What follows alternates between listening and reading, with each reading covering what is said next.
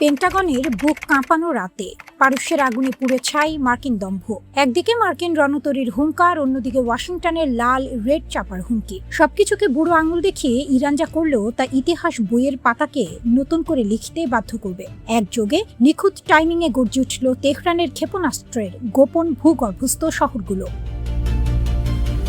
কাতারের আলুদেইদ বিমান ঘাঁটি, যা আমেরিকার মধ্যপ্রাচ্যের সবচেয়ে বড় দুর্গ হিসেবে পরিচিত, সেখানকার রাডারে হঠাৎ ভেসে উঠল ঝাঁকে ঝাঁকে আগুনের গোলা। কোনো কিছু বুঝে ওঠার আগেই মার্কিন ফাইটার জেটের হ্যাঙ্গারগুলো পরিণত হলো জ্বলন্ত ধ্বংসস্তূপে। কমান্ড সেন্টারের মনিটরগুলো একের পর এক নিভে গেল। বাহরাইন এবং কুয়েতের মার্কিন ঘাঁটিতে ধেয়ে গেল ইরানের তৈরি সুইসাইড ড্রোনের ঝাঁক। কোটি কোটি ডলারের মার্কিন প্যাট্রিয়ট ডিফেন্স সিস্টেম তখন আকাশের দিকে চেয়ে স্রেফ তামাশা দেখছে। তারা ইন্টারসেপ্ট তো দূরের কথা, ইরানি প্রযুক্তির গতি ধরতে পারেনি। জর্ডানের আকাশসীমা কাটিয়ে যখন একের পর এক ক্ষেপণাস্ত্র তার লক্ষ্যবস্তু গুড়িয়ে দিচ্ছিল, তখন পেন্টাগনের জেনারেলদের কপালে বিন্দু বিন্দু ঘাম জমতে শুরু করেছে।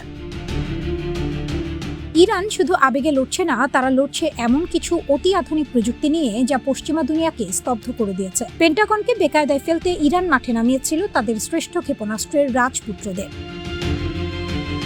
খাইবার শেকান কেবলই মিসাইল নয়, এটি রাডার ফাঁকি দেওয়ার জাদুকর। শব্দের চেয়ে কয়েক গুণ দ্রুত গতিতে এটি মার্কিন বাংকারের কংক্রিট ভেদ করে ভেতরে গিয়ে বিস্ফোরণ ঘটিয়েছে। ইমাদ ও কাদের নিখুঁত লিকুইড ফুয়েল গাইডেড মিসাইল, যা লক্ষ্যবস্তুকে মানচিত্র থেকে মুছে দেওয়ার ক্ষমতা রাখে। ফাতে 110 পেন্টাগনের জন্য এক মরণ ফাঁদ। ডোনাল্ড ট্রাম্প যতই 20 গুণ পাল্টে আঘাতের ফাঁকা আওয়াজ দিন না কেন, মার্কিন সেনারা হয়তো বাংকারে বসে থরথর করে কাঁপছে। তারা বুঝতে পেরেছে এই পারস্যের যোদ্ধারা ভিন্ন ধাতুতে গড়া। বিশ্বের 1/5 জ্বালানি তেল ও গ্যাস সরবরাহ হয় যে পথ দিয়ে, সেই হরমুজ প্রণালী এখন সম্পূর্ণ তেহরানের নিয়ন্ত্রণে। আন্তর্জাতিক পানিপথের বাহানা দিয়ে যারা এতকাল এই অঞ্চলে যুদ্ধজাহাজ ভাসিয়ে দাদাগিরি করত, তারা আজ কোণঠাসা।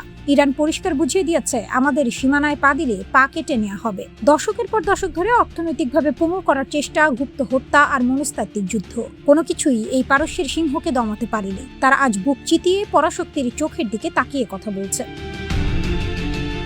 কোনো সাম্রাজ্যই চিরস্থায়ী নয়। রোমানরা গেছে, ব্রিটিশরা গেছে, আর পারস্য উপসাগরের নোনা জলে ডুবতে বসেছে মার্কিন অহংকার। বিশ্বমঞ্চে এক নতুন পরাশক্তির জন্ম হয়ে গেছে। ইরান শুধু লড়ছে না, তারা প্রমাণ করছে পরাশক্তিকে ভয় পাওয়ার দিন শেষ। পারস্যের এই বিধ্বংসী আগুনের লেলিহান শিখা কি এবার গোটা মধ্যপ্রাচ্য থেকে মার্কিন সেনাদের তাড়াবে?